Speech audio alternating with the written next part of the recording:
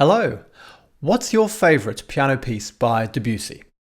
If you have a favourite one, let me know in the comments. My name's Greg Harradine, I'm a composer, and in this video I'm going to be discussing Debussy's Preludes for piano.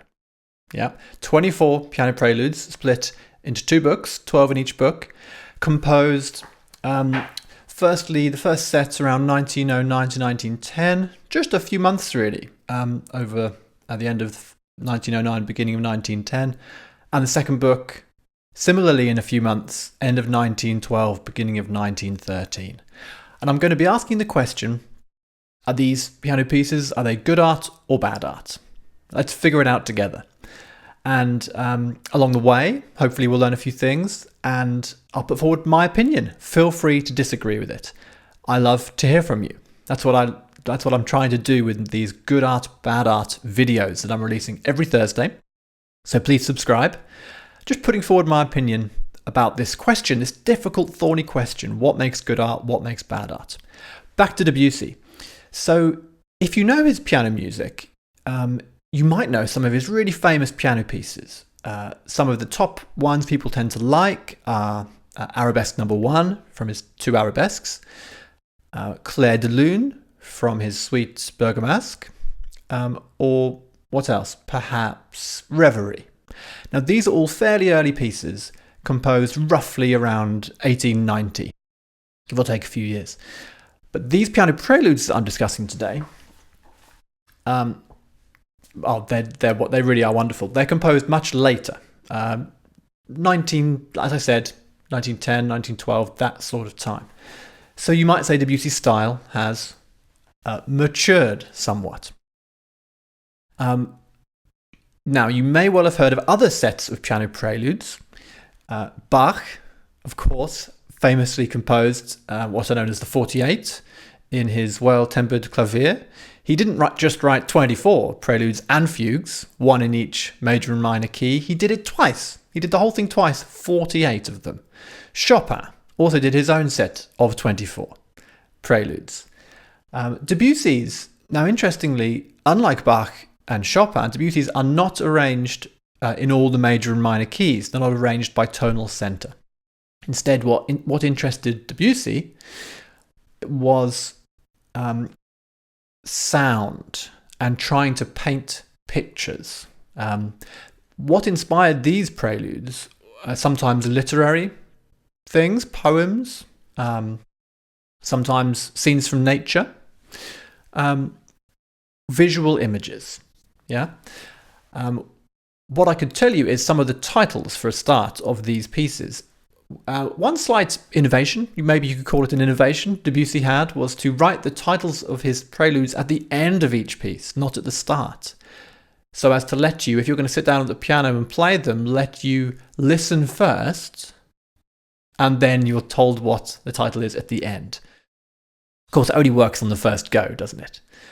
Some of these titles are things like the Submerged Cathedral, Dead Leaves, What the West Wind Has Seen, Dancers of Delphi, okay, these sorts of things. And I don't think it's an exaggeration to say that Debussy, in these pieces and in others, really did revolutionize the world of music. That's a massive statement, but I think it's true.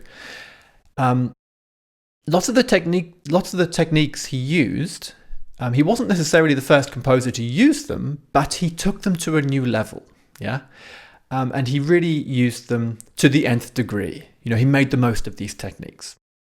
Some people say he was the emancipator of functional harmony. What does that mean? Well, he wasn't just sticking to certain keys and modulating in the normal way. He would just suddenly veer into a new key, or into a new tonal center, even if it wasn't particularly a key. He used scales which, to the Western ear, we weren't that used to at the time. Pentatonic scales, whole tone scales, octatonic scales. He would use chords in sort of parallel motion. Say a set of dominant seventh chords in parallel. These chords don't resolve, they just move in parallel motion to other dominant seventh chords. That was quite new. many other things. These pieces are, they are hugely evocative. Yeah. I'm going to just share a few quotes from Debussy now, so we can hear from the man himself. Here's one. He said, "There is no theory. You only have to listen. Pleasure is the law." So he's not interested in sticking to the age-old techniques of music necessarily, going through the motions. He's interested in pleasure. What does it sound like? He then went on to say, "I feel free because I've been through the mill," meaning he's learned all the old techniques. Yeah, he knows how to write fugues, blah, blah, blah, but he doesn't want to do that. Yeah, he's emancipated himself from the old ways. People often call his music impressionistic. He hated the term, apparently. He said, "I'm trying to write something different. Realities in a way. Imbeciles call it impressionism, which is a term used as inappropriately as possible, particularly by art critics." He didn't like the term, and yet it is a useful one, I feel. It comes from the Impressionist painters, Monet, whose works sort of, they glimmer, they waver, there's a play of light, there's water often. They're sort of vague, blurry, and this partially can describe Debussy's music pretty well.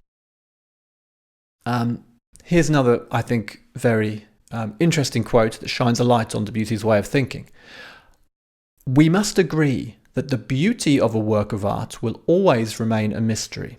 We can never be absolutely sure how it's made.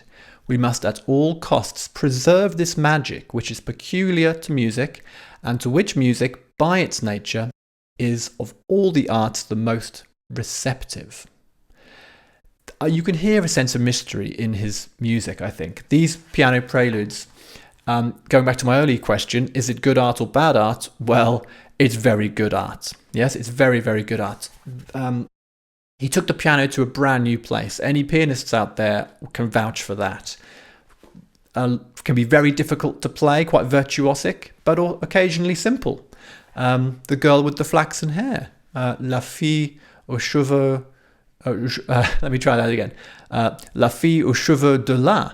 Just wanted to say something in French, basically. That's a really simple piece included in this set. I'm running out of time. As always, I stick to 8 minutes. This is one take. My thoughts, my impressions on Debussy's Preludes for piano. A score out of 100, I would give these 91. Fantastic. I've been Greg Harradine. Please tune in next Thursday, and I'll say goodbye.